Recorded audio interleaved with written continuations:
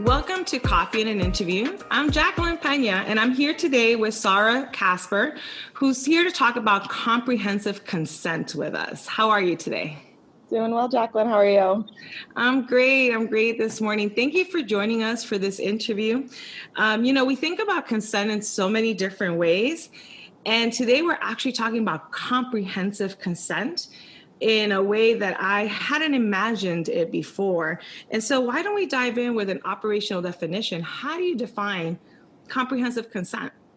Sure. So if you look at the dictionary or Google what is consent, is a pretty basic definition of like permission or agreement to do something. And that's a fine, quick definition. But when it comes to consent, it really needs to be, we need to think more comprehensively. And what I mean by that is that we have to think about what are the power dynamics at play. How is someone asking? How is someone either saying yes or saying no? So it's not just about an agreement, it's how you get to the agreement too. And so in terms of an operational definition, I never really give one because it's constantly a working and evolving thing, and each scenario calls for a different kind of awareness. Got it. Very interesting. And it's not just about the agreement, but how you get to the agreement and this awareness piece. So in terms of this kind of work, how did you get into this kind of work? What were the experiences that got you into comprehensive consent?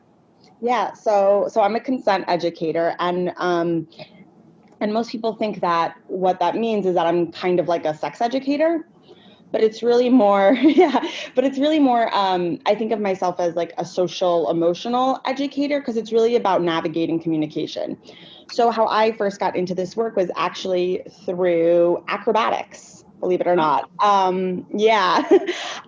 So in partner acrobatics or acro yoga or acrobatic yoga, it's people think like kind of Cirque du Soleil, but not as impressive. So people may be like standing on other people's shoulders or being turned around on their feet or jumping into someone's hands. And so there has to be a lot of good communication around people's comfort zones, safety, tickle spots, experience, what they would like to try, what they wouldn't like to try, et cetera. So there's a lot of conversation about that agreement, specifically about the body, but it's not sexual at all. And so it turns out that this is a skill that we need to learn because, when I was growing up, when you were growing up, probably, it wasn't a thing to talk about, do I have permission over who touches my body and who doesn't, You give grandma a hug, it's just done. You grab someone's hand to cross the street. In the worst case scenario, corporal punishment and, to many different degrees. So my eyes were open to this idea that it's a skill to communicate about the body and to navigate that conversation. And I was thinking, how cool would it be if we taught kids and taught parents to teach kids how to navigate their body and talk about it.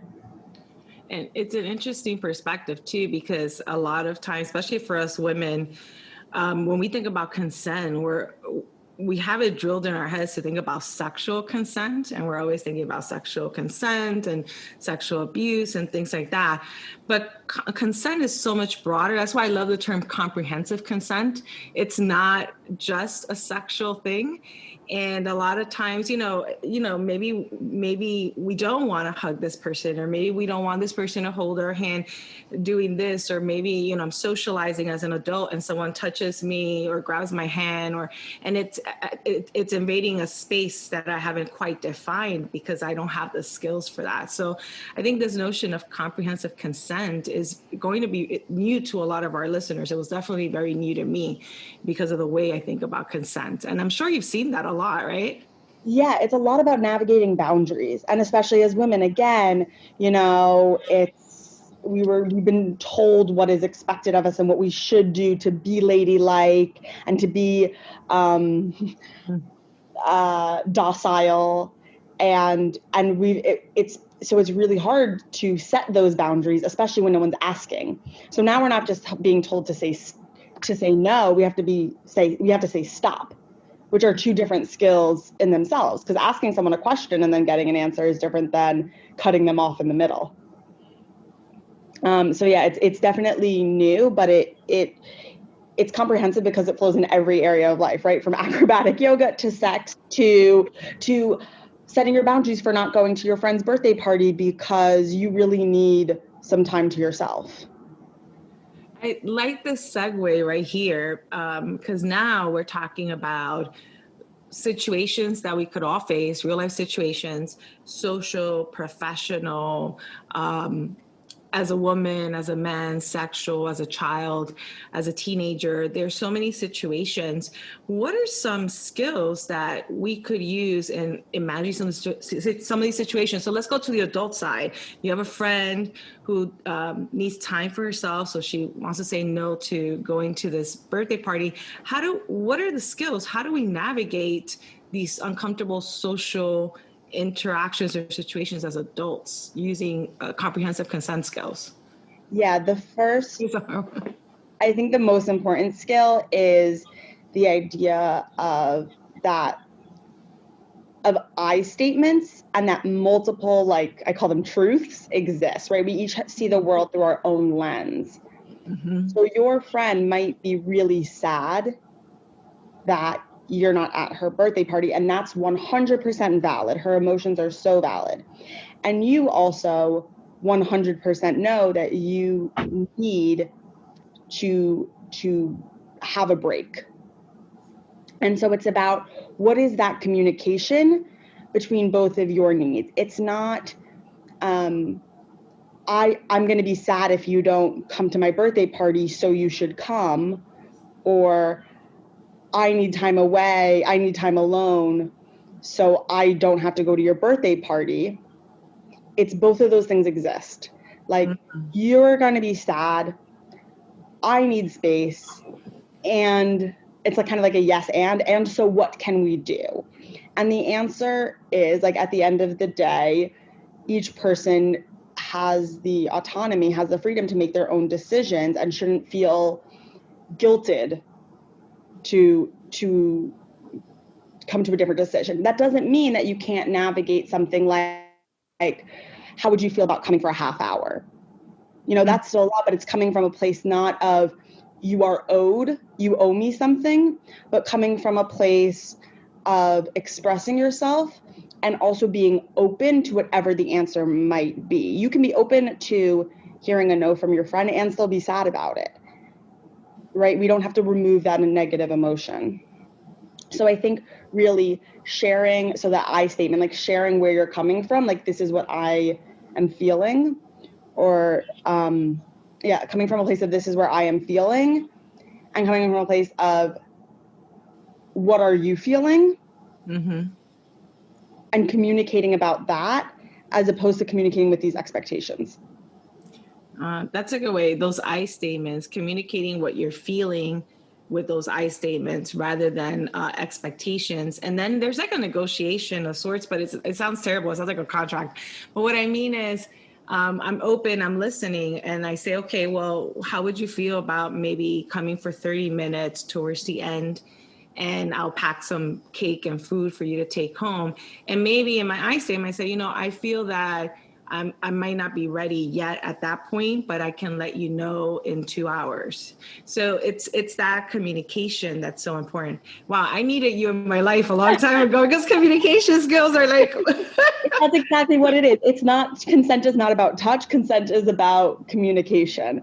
100%. Yeah. And it's, I also don't like the word negotiation, but I do kind of use it. But even negotiating, like, thanks for telling me that you're not feeling well, can I call you tomorrow to see if you want to hang out? Even that's like a navigation or a negotiation of, like, respecting someone else's feeling and also stating your own feelings and wants or needs. Yeah, and I can see how I really needed you in my, even when I was married. I mean, the communication skills here in terms of this notion of comprehensive consent, how much better would our communication have been if we had approached it from this perspective. And now I'm thinking professionally, for many of us in the professional setting, we have a lot of challenges and don't know how to navigate that in this world, with the angle or the perspective of comprehensive consent.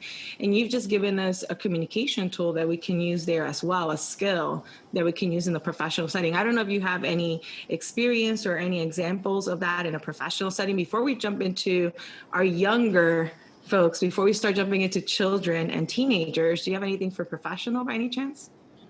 In terms of work settings, it's really difficult because we put such a high value on work in our society, and there is sometimes expectations to go beyond your boundaries and work extra hard because that's what the culture is. And it's really difficult, and if it's your livelihood, it's a case-by-case basis. I think if you are stating your boundaries in a clear and kind way, and someone is saying to you, I don't care, this is what I want, let that be like mark that. Note that that person doesn't know how to respect your boundaries, and you can either maybe set up a time to navigate that and talk about boundary setting. I don't recommend doing it in the moment.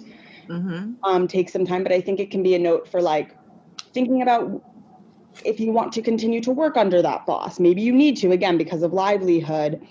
But and it's the same with any kind of relationship, even with like a parent-child, and I mean even like older, like adult children and their parents, of just like that relationship is probably going to be there forever, but you can still notice how they react to your boundaries, and that doesn't make your boundaries any less valid. That's a very, very good point. I'm just thinking about some of those work environments, and some of them can be very toxic. And here you're right. You need to carve out that time to think through it, and then not in that moment, later on, have that conversation and see how that goes. But then again, as adults, it's learning how to time it right, when it's the right time to be able to have that honest conversation, because you can't always have that kind of conversation in the heat of a moment, whether it's in a social interaction or an intimate relationship situation, or with a boss or a supervisor. Yeah, and I think also clarifying expectations is a really important thing. So they want you to stay late every night of the week, and it's no longer staying late, it's just your working hours at that point in this. And so talking about that expectation, and then when you clarify it, you can kind of cite back and say, we talked about this, and these are your expectations. I'm reminding you of this conversation. Something to go back on. Yeah. And go back to. Yeah. So that's another key point, clarifying those expectations. So what about when we're working now with children and teenagers? The world is just so different. And there's so many different situations that children and teenagers face. And then the age issue, I hate that I use the word issue, but because of the age, you also have this authority piece that comes to play, right? I'm younger, that person's older. What can I truly say if I don't feel comfortable or I don't want this? So how do you work in this sphere with children and teenagers? What are some skills, some things we need to be mindful of when working on comprehensive consent with our younger folks?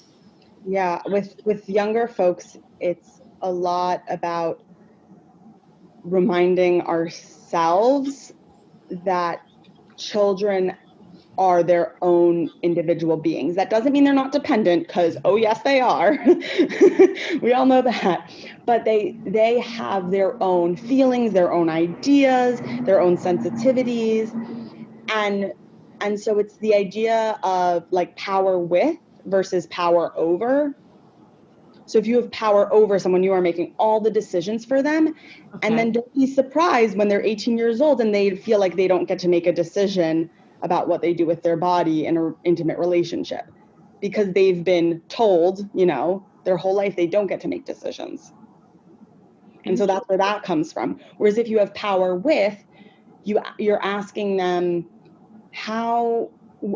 this is my solution to the problem, right? Do you have any other ideas? And it doesn't mean you take their idea, but you at least validate that idea and maybe decide to use it another time and remind them that it was their idea, or talk through the difficult emotion and talk through that it's still valid, even though we still got to go to the doctor's office. I see that you're angry. I've been angry too. And kind of talking through. And sometimes, honestly, their ideas are better than ours. It is a really good, clever solution. Like, why don't we do that? And that now they already see, and then they see also that like together you've decided on an outcome. And obviously that depends what age, but even in like in infancy, when you're changing a child's diaper, you can talk to them about, I hear you crying. As soon as you can change your own diaper, right? You can change it, but you can't, so I need to, as opposed to stop crying.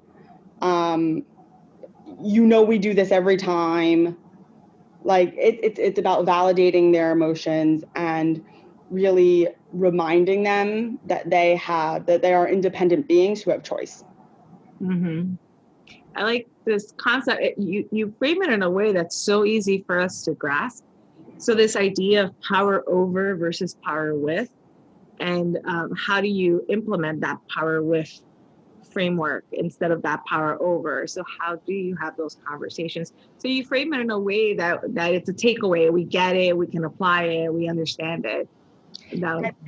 And that's very much, actually, just to give credit where credit's due, that's an idea from the disabilities rights movement, actually. The idea of like, nothing about us without us. Basically, every civil rights movement, Mm-hmm. No taxation without representation, like it goes all the way back.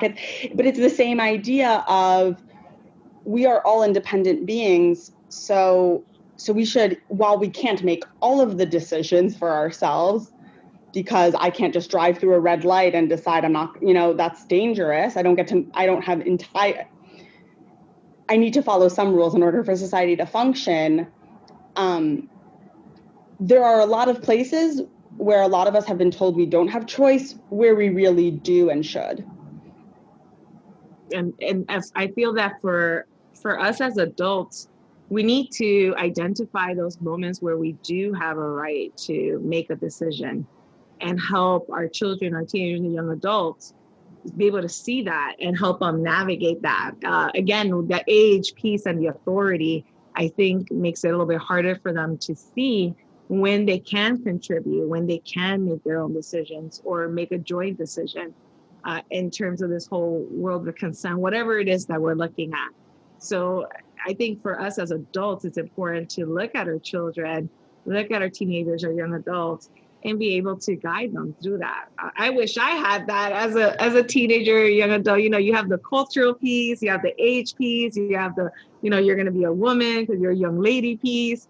And we don't really get the tools to navigate, and we are not too clear as to when do I really have a right to say something? When do I have a right to make a decision? And I think that is so tricky for so many of us. So this is definitely a great toolkit for us to use. Yep. And there's that differentiation making me think about like the right to make a decision and then the decision not to speak up. Like you can still have both of those. You can know what they are doing is unfair to me, but because of whatever situation I'm in and the landscape of it, which culture I'm in, which whatever, I am going to choose to act differently. For me, it was a big thing. I come from a religious Jewish family, and I used to hate wearing skirts around them. And that was like, I was supposed to do that. But once I started to understand that I didn't have to wear skirts, I was totally okay with going to their house and wearing skirts, because I was like, oh, I'm not doing it because I have to, because I've been told this is right and wrong. I'm doing this out of respect. Yeah. Right? Or I'm doing this out of, maybe in certain cases you do something out of safety. Mm-hmm. Right? And so it's not that you're doing something because you think you have no choice. It's not a resigning. It's an empowering, which I think is a very different just perspective on it. That's very well said. It is very empowering when you know, when you have all the information you need, and you know why people are asking you to do certain things, or telling you maybe that, they're telling you to do certain things. You get the information you need and you say, you know what? This makes sense. I want to show respect. I'm going to use your example. I want to show respect in my grandmother's house. I feel very comfortable wearing this skirt to show respect, but I'm choosing to do that. I'm making my own decision, an informed decision. And that is very empowering, to be able to make your own decision, but it's an informed decision. You're not forced into it. And that's what we want to teach our children, our teenagers. You're 14 and be like, yeah, you got it. Oh, you're making me think, well, you so got it. And it's making me think about how you spoke about how just our world is so different. And so I teach consent mostly in terms of like physical touch, but obviously since it's about communication, it bleeds over into so many areas. And one thing I do now is also talk about the idea of like consent online and like communication online. And it's such a difference between if you block a website and say you can't go to this website, versus if you can inform the child to make good decisions about going to the website, right? In the first situation, they're going to do everything to get over that hurdle, and kids are more tech savvy than us, and they will figure it out, They'll use their friend's phone, whatever it is, they'll figure it out. But if you talk about what the website is and give them the chance to make good decisions, sometimes they won't make good decisions, but then they'll learn from them. And then you can talk about them and have that communication between parent and child, which is ultimately more important than whatever they see on the internet, and not, in my opinion, right? You want them to come to you for the important things and know that you're a safe person who won't be punitive, but who will be supportive. What they see on the internet honestly might be punishment enough. But it's really that idea, of are you being forced into this situation, or are you choosing this situation? Mm-hmm. I like that framework as well. Are you being forced into the situation, or are you, what was the other term? Choosing. So being forced or choosing. And, you opened up a whole new world that I hadn't even thought about in terms of comprehensive consent. And it's the online world. And it's all the, the apps and the games and back in my day when AOL first came out, it was about chat rooms and a few websites, but nothing was crazy, like, porn sites or people chatting inappropriately. Now this world is completely different. And sometimes we just block apps. Now we have ways of blocking apps or turning down the iPad, but we're not really giving the information to our children, our teenagers, so that they can make that informed decision, or at least understand why we're saying, let's not use that app anymore. Let's not go to that website anymore. But it would be so much better if you can decide that together. Yeah, we're not going to go into that website anymore. And so giving them that information is another big part for that conversation, to empower them to make that decision instead of forcing them to do it, helping them choose that direction, choosing not to do it. Totally. And like for younger kids, sure, block the sites. Like they're not looking for it. They don't care to go around it. But like once kids are aware of social media and their friends have it too, that's when it becomes about making good choices, because that's where their friend groups are a more powerful influence than parents. Mm-hmm. And if you just block sites, you're going to lose that influence entirely. That's a good point. So you're giving us a lot of tips and frameworks: the power over, power with, this kind of operational definition, no, but what this framework of comprehensive consent really is. This conversation about forcing versus choosing, being forced into and choosing. So lots of great tools, communication of expectations, navigating the situation, so many great tools and frameworks that we can use for consent at any age. But a lot of your work is really specializing on children, I believe, not teenagers as much, or maybe some teenagers. I would say like tweens to teenagers. Okay, there you go. No, I don't really work with 18-year-olds, 17-year-olds, not so much, but I would say till about 15. Okay. So that's the age group there. What kind of work do you do in terms of comprehensive consent, especially because you focus on this age group? What's the work that you normally do? So most of the work that I do is with parents, and Ah, eventually the plan is with teachers, but for now it's with parents because this this is, as you say, it's like a framework. So it's something that really needs to be reinforced and lived. So I could,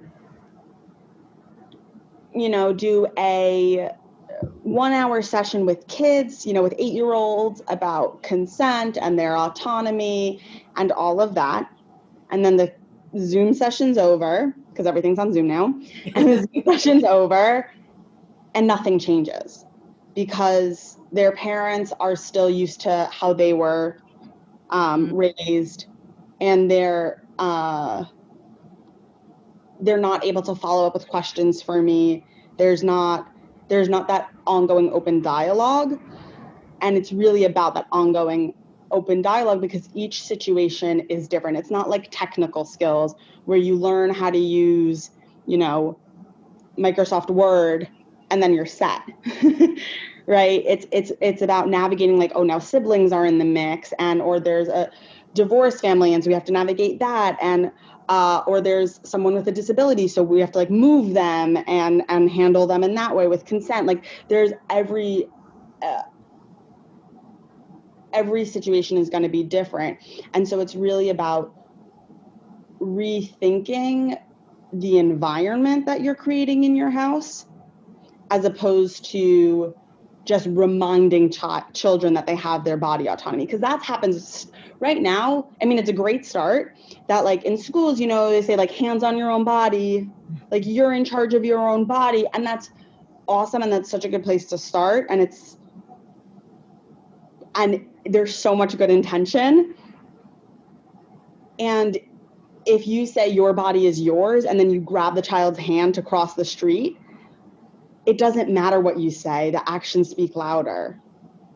And so it's really about teaching parents to restructure how their child thinks about their own body and their own autonomy. And because what we learn in childhood really does set up a big framework for how we think about an adulthood. Doesn't mean we can't change it. It's not too late to change it. I didn't learn this in adulthood and I teach it now. I mean, I didn't learn this in childhood and I teach it now. But if you can teach it in childhood, oh, they're going to be so much better. Like, they're going to be like, what do you mean you just touched me? Like, no one's allowed to touch me. Like, I'm not used to that. Whereas now, like, oh, I am used to that. Yeah, so most of my work is with children, really, for that reason. As Dan Heath, one of my favorite authors, says, he writes a book that's like upstream thinking, right? So it's not about dealing with situations once they happen. So it's not about talking about sexual consent when you're 16 or whatever age. It's about being preventative and setting the expectation that, yes, you have control over your body, and that, like, inside, like capital K, know that. yeah. Like, that sounds weird, but yes, capital K. Yeah. And I'm thinking capital C because I'm thinking consent. Yeah. but it internally, that capital K. Mm-hmm. It's interesting because you're focusing on parents because you want to build something lasting. So how do you teach parents this framework and then help them in implementing it? And I love how you talked about how parents have to rethink the environment in their house. I started writing notes about modeling, for example, parents modeling the behavior. So it's really adopting that framework in the house and for themselves while teaching that framework to their children, because they'll teach it, but the children will hear it, but now they're going to see it, they're going to live it. And it's about being more intentional, I think, about consent and using the framework. 100%. It's about being more intentional. It's about modeling. And what is nice for parents, even though this is a really hard thing to do because you just want to, like, scoop up and hug your kiddo, what is really nice is that you now have permission to set boundaries too, right? You're a person also, and you can model for them how setting boundaries look. And just because you set a boundary, it doesn't mean that you don't love someone. Mm-hmm. But because those are sometimes the most difficult boundaries to set, are with the people we love. You know, if someone I don't like wants to touch me, like, oh, easy, like, no, thank you. Yeah. But if my partner wants to touch me and I'm not feeling it, I don't want them to doubt my love for them. And so if you as a parent can set up a situation where you're communicating your boundaries and still showing love, and your child can understand that boundaries equal love and not boundaries don't equal love, that's really powerful and really empowering for parents, and kind of like a sigh of relief, because parenting is a lot and really hard. So that's just one piece, yeah, about like the modeling. And then in terms about how parents can teach it to their children, I find it easiest to break it down into skills. Mm. Because skills are something that are generalizable, can be built upon, you can reflect on them, you can get feedback on them. So like the skill of identifying affirmative consent, right? So affirmative consent means there's a clear yes and then a clear non-coerced or non-forced yes. So you can, when you're watching TV even, you can be like, oh, was there, and you don't have to use the term affirmative consent. You can say, was there a clear yes? You know, was there a clear yes there? Or like, what would you have done differently in that situation? How would you have asked differently? And only focus on ask for that week or that month or whatever. And then you can talk about the answer. Oh, how did the way that person said no, how did you feel about that? That was kind of a mean no, right?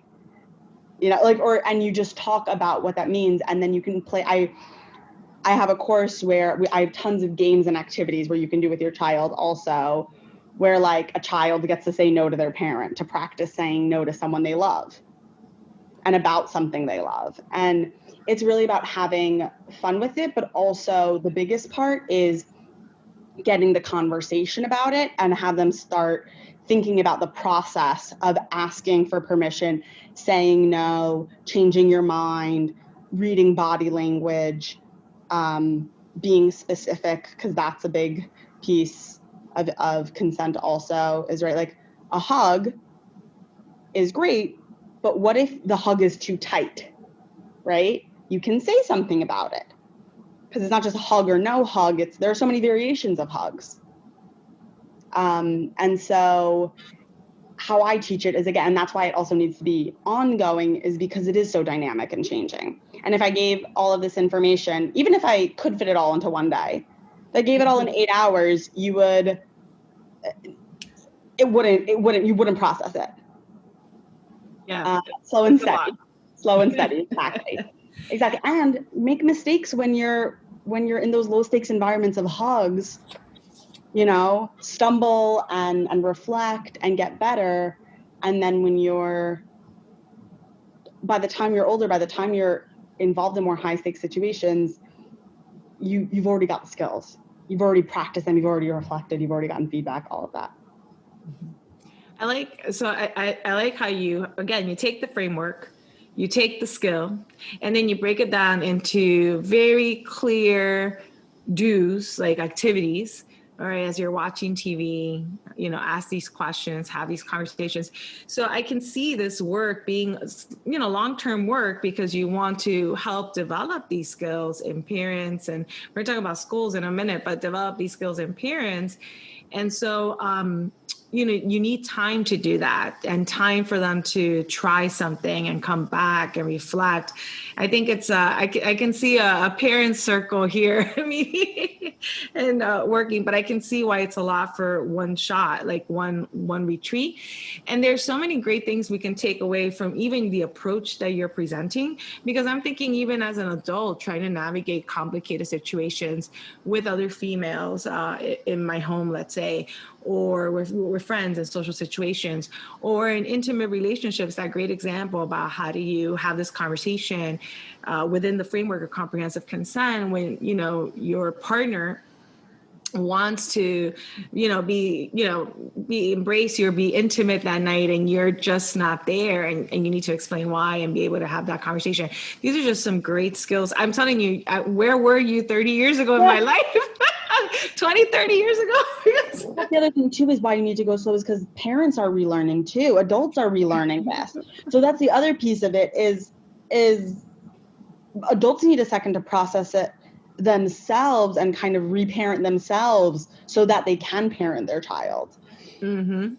And that's a good point, because I'm not a parent, but let's say I were a parent, I would have to learn these skills for myself and be able to use them in my life in order to be able to teach these skills to my children as effectively as possible. So I can see where there's a lot of work, where the parents are doing a lot of work while empowering their children. They're empowering themselves too, but that's hard work, especially as you get older, I think, because you have to, it's not delete old records inside of you, but you have to kind of modify ways of thinking. There's just so much going on that's been ingrained in you for so long. And it's hard to even think about those things and reflect and process. That's a lot of work, but it's important work in order to be able to then do this work with your children. Yeah. Yeah. And for yourself, right? And for yourself. It's a win-win.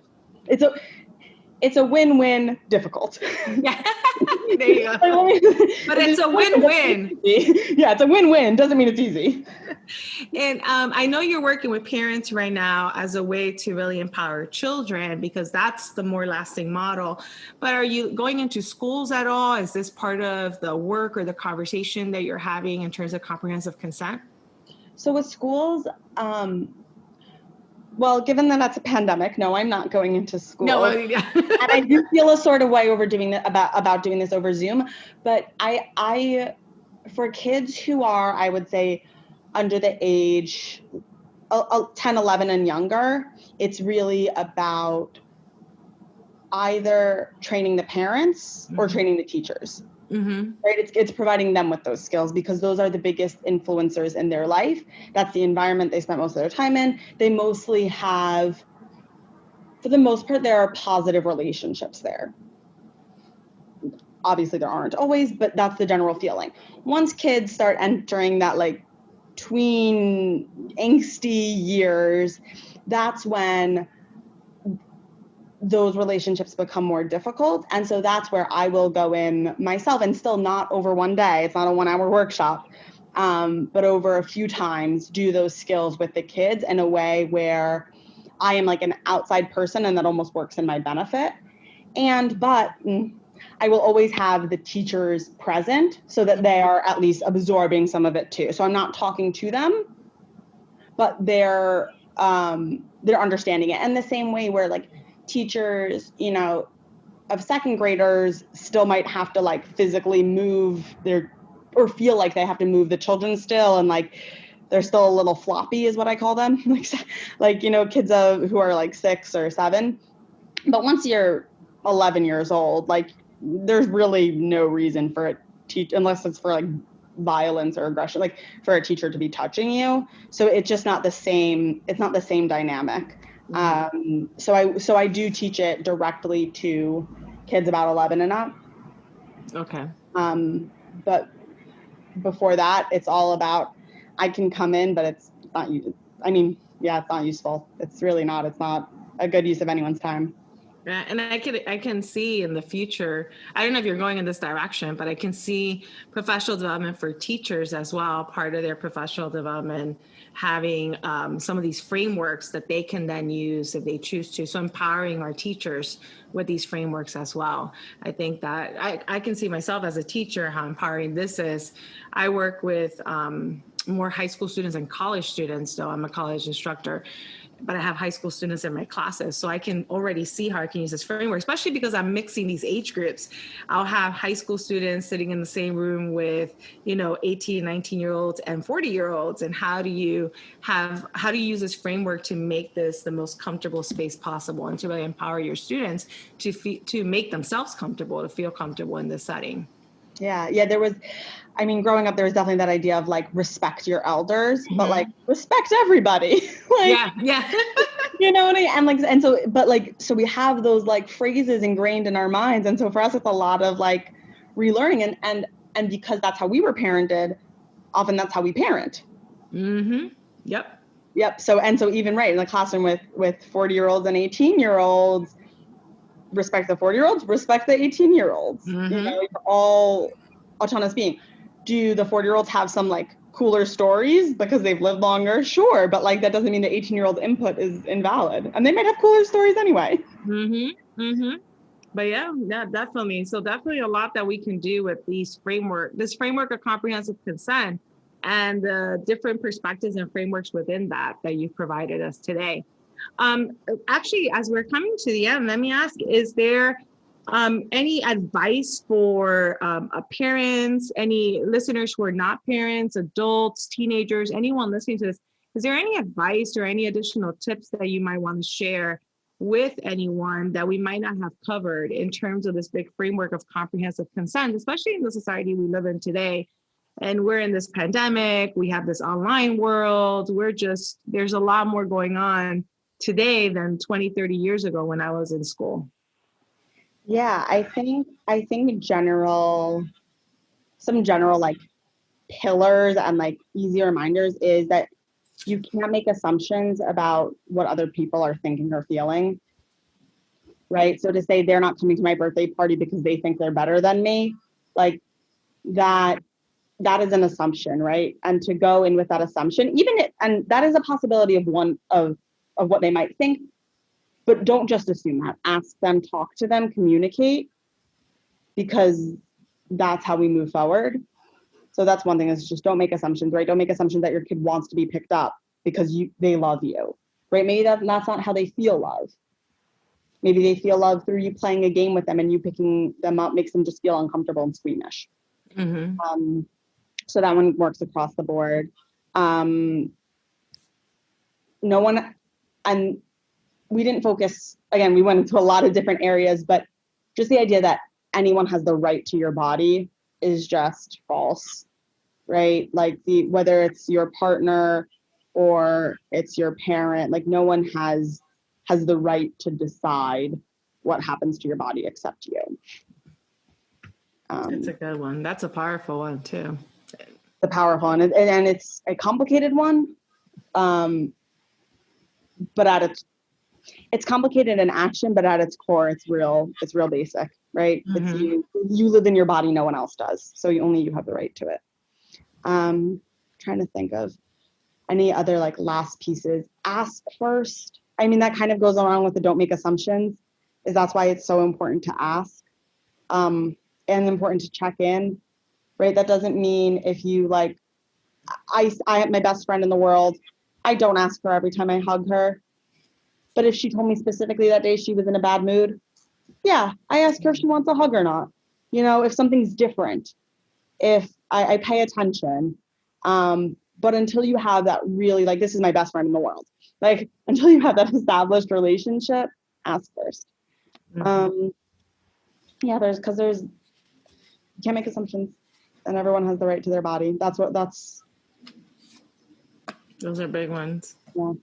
That we can use navigating through home life, social life, professional lives, again, along with the rest of this framework. Is there anything I didn't get to ask you about? I guess this could be our final question that I didn't get to ask you about that you want to share. You shared your pillars. We got into, you have the right to your own body. No one else does.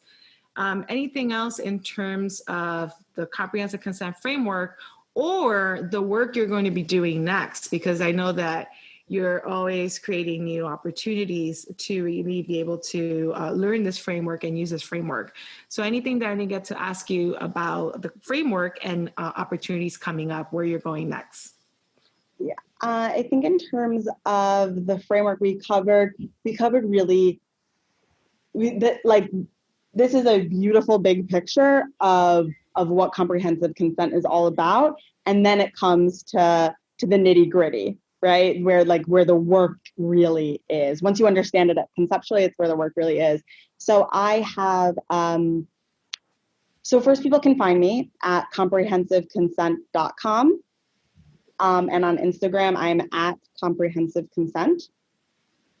On comprehensive consent, I am always shooting off new like reframings and restructurings and ways to think differently about communication, boundaries, consent. My platform's a lot of education there. And then I also offer a course for parents called Boundary Setting Bootcamp, which is all about, it's a 12-week program where parents learn a consent skill and then have a lesson to teach it to their child with like a mindfulness component and games and activities and discussion questions. And it's a self-paced course. The idea is that it's every week, but you can, if you need to skip a week because your schedule is crazy, like that does happen. And so there's no like time requirement. So that is definitely a really great starting point. And that's for parents of kids ages 6 to 12. And then I always have, and then in terms of workshops and webinars, those are always changing up with whatever the needs are. So when we're recording this, I'm holding one about consent culture online soon. I'll be doing one for consent culture in the home, because these are all different scenarios, and for each age, that nitty gritty is going to be a little bit different. Mm-hmm. So yeah, and so for the future, that's what it is. It's about continuing to empower adults and kids to know that their body is theirs and that other people's bodies are theirs as well. That's a good point too. Not just about ourselves, but understand that those are their bodies too. So how do we empower ourselves, but how do we make sure we respect and protect those around us? And in terms of the work you're doing, I just want to encourage our listeners to follow you on Instagram, to check out your website periodically so that they can get information about new workshops or opportunities, or just to learn more about this framework and who you are and what you do in terms of your work with the comprehensive consent framework with parents and children. I think this conversation, I know I've said this twice already, but man, if you only had been in my life, 20 years ago, at least, it doesn't have to be 30 years ago, but I think that this framework is so important for us. It's very helpful. Thank you for this toolkit. Whether we're looking at our home lives, our intimate lives, our social lives, parents, whether we're the parents with children or we're the children now living with parents or taking care of parents when we get older. In our professional world, workplaces can be very complex. And because there's money and there's a need for a job for many of us, those conversations get very complicated. And this idea of comprehensive consent, this idea of consent and being able to voice expectations and really navigate that space together becomes complex there. So definitely a wonderful toolkit that we can use in almost every part of our lives, along with some ways to develop some of these skills in such a short period of time. Thank you for giving us this today. It really is very valuable for me right now. I mean, I'm just thinking of all these situations I could have handled much better and thinking about how I can use this in the future. But for our listeners, I hope you got as much out of this as I did. This conversation about comprehensive consent and the framework. And again, all these resources will be listed under the description of the episode. So you could just click on the link and go there as well. Thank you so much for being here.